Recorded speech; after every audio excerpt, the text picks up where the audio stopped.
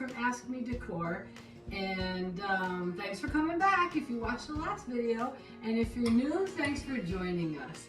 Hit the subscribe button if you can. I would greatly appreciate it. So, today, I don't know if you can see all the things I have lined up here. We're gonna bake a blueberry pie. Now, I told you there would be some cooking and some decor and other things. So today we're gonna do cooking, and it's going to be a blueberry pie. So before we get started, I'd like to take you on a little field trip to show you where we got these blueberries.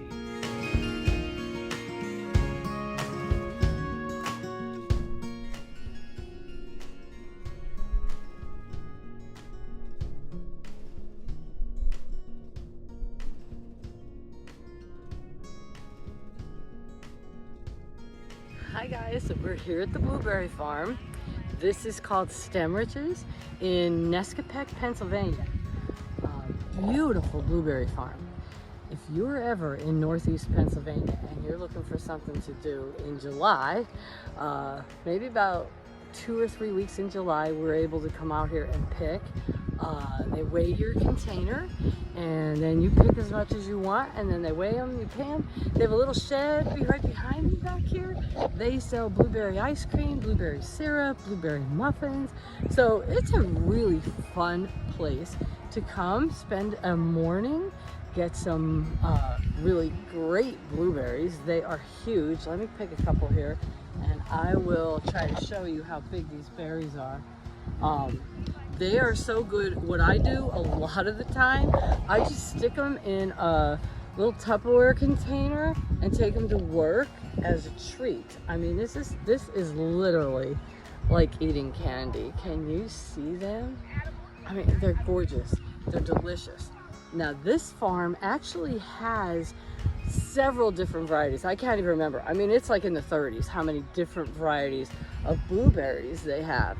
I like these big, giant, fat ones. They're so good just as a snack. My husband prefers the ones up in the back. They are more like a wild blueberry. They're a little more tart, and they're a little smaller because they're more like a wild blueberry. But they are great to put in muffins or pies because they have that tartness and just fabulous. So when we are done here, we are definitely gonna make a blueberry pie together, and then we're gonna eat it. So keep watching.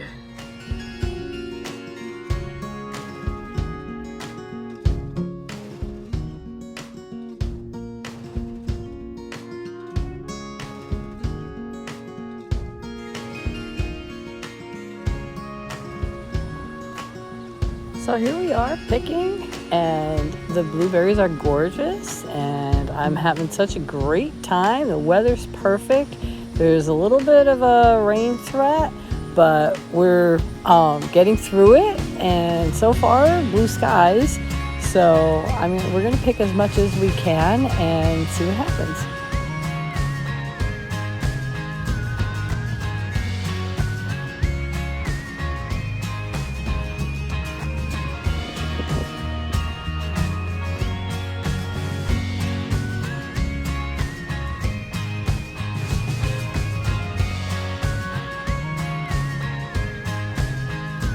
Getting warmer out, but I'm almost done. I just about have a full basket. Okay, so let's get started. I'm very excited to do this with you all. So the first thing we're gonna do, this is our pie plate. It's a Currier and Ives plate. Got it at an antique store. So cute, especially for our blueberries because it's blue. Get it? Okay, so we've got that. And some people may say I'm horrible, but I am using pre-made pie crust. And, you know, I just make it easier for yourself. There are times when I make my own pie crust, but today's not that day. So we're going to take the pie crust and we're going to put it in the pie plate. Very easy. This is probably one of the easiest pies. Pies are easy in general, but blueberry pie is really easy to make. Not too fussy.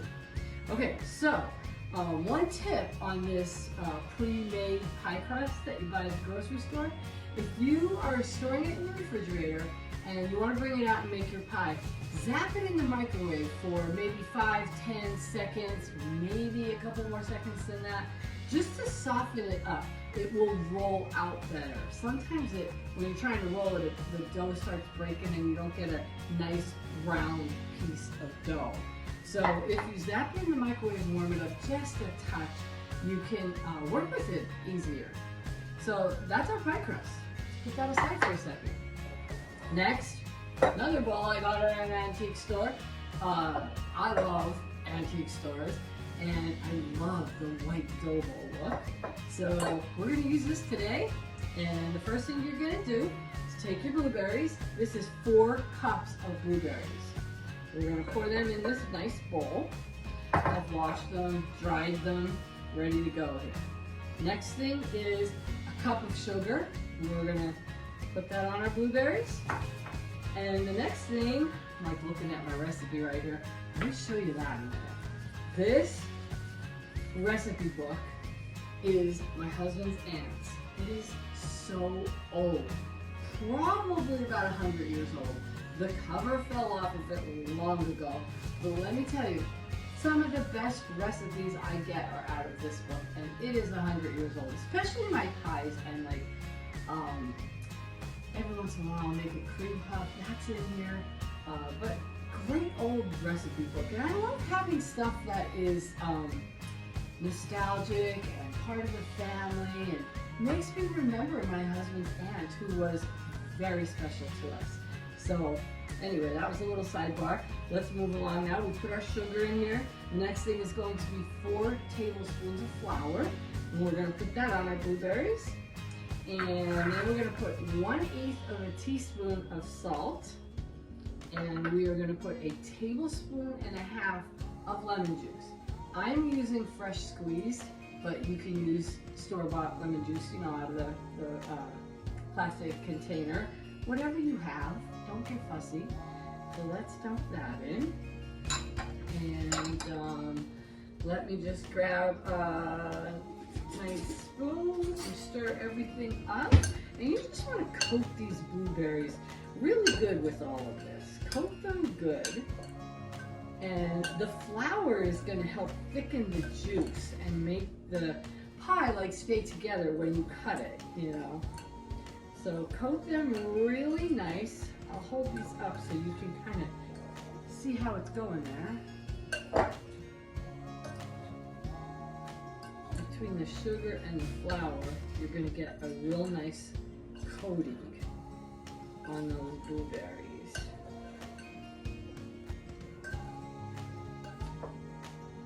Okay, that looks pretty good to me. We're going to go with it. So let me just show you. That's what they look like. All right. So the next step is we're going to put them in our crust here. Dump them in. It's going to be like a mountain of blueberries, a little bit in there.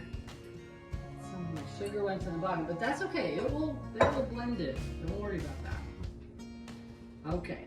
So we spread this around really nice. So we kind of have our blueberries even going all around, okay?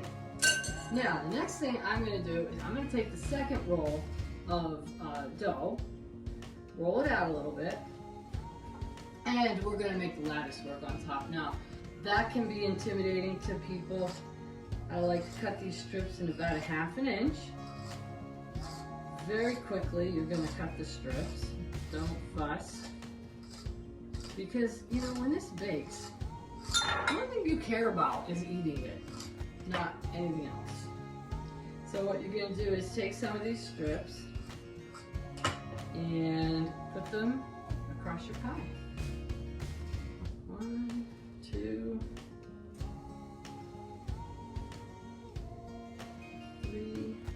Maybe take some of the shorter ones, put them to the ends.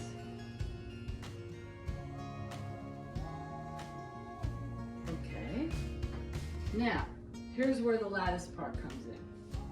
You're going to take every other one and fold it back. Alright? take a new one, place it down, and then fold the one you had folded back, bring that back around. Okay? Now, do the opposite. So this first one was when we folded back. We're going to fold the second one back. And we're going to take another strip from here, and we're going to put it on there like that. And then we're going to bring them, fold them back over. And then now we go back to folding back the first one.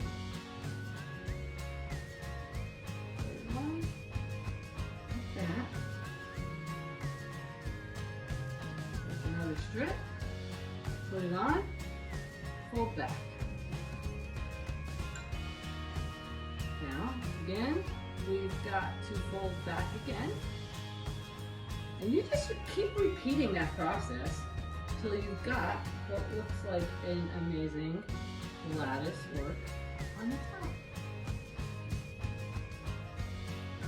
And now, the next step is we're going to take a small knife, and I'm going to cut these extra edges that are hanging from the dough. I'm just going to snip them off so that our edges don't hang over the edge of the dough. So get rid of all of those extra pieces. And now we want to kind of press it all down to make a border here. So I'm going to do that with a fork. So I'm going to go around, and I'm just going to press my edges going all the way around. Now if you go on like Pinterest or somewhere like that, you will see how fancy you can get with pie crust and the edges, the scallops. Like, you know, people really can get artistic with it. If you're one of those people, go for it. I love to try to play around with it and see what I can come up with. I'm in a hurry, I just do it quick, do it with a fork. And I'll show you how that edge looks. Can you see that that edge is really nice with the fork, just pressing it down. Next thing we're gonna do is take an egg white. And I'm gonna beat it up a little bit so you see a little bit of bubbles in that egg white. A little bit of bubbles. And now we're gonna take it and we're going to paint it on the top of this pie crust, this dough. Just a little bit. And that will give you a very beautiful golden look on your crust.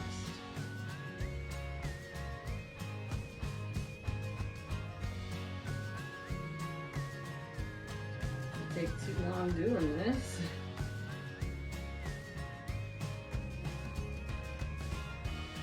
Now some people will sprinkle like sugar on top or cinnamon on top. I tend to not do that. I just kind of want to stay light with it. You don't add a whole ton of sugar. So that is it. I'll cut this egg together here. That's it. Ready to go in the oven. Now we're going to put this in the oven at 450 for 15 minutes. Oh, I'm sorry, for 450 for 10 minutes. Then we're going to reduce the temperature to 350, and we're going to bake it for another 30 minutes. And one thing I'm going to use is this pie ring. This is a very handy little kitchen gadget that I've used forever on my pies. And what you do with this is you put it around the top edge, and that's going to keep the edge of your crust from getting too dark or burning, because you need it to be in the oven long enough to cook the center. You don't want that outside edge of your crust to get burnt or really dark brown, because it's not going to look as appetizing. So if you just put this ring, this metal ring, you can buy them in any kitchen supply place. You can get them in places like Walmart has them. Put something like that around the outside of your pie. And you know what? Before they had that, women used to put tinfoil around the outside edge to keep that edge from burning. So, good tip there for you. Let's get it in there.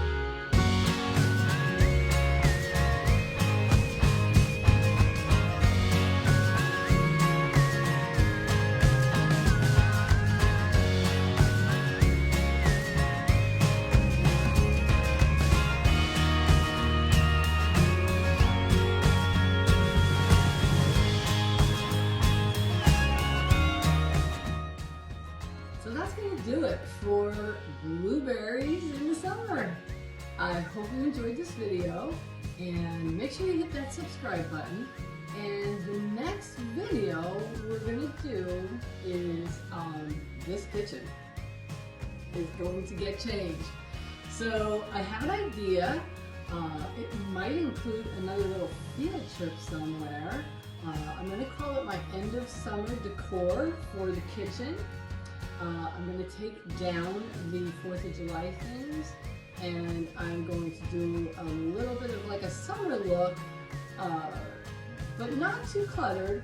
And like I said, might be a surprise field trip in there. So make sure you tune in again, because you're not going to want to miss that. And the only thing left to say is, if you have any questions, just ask me. Bye-bye.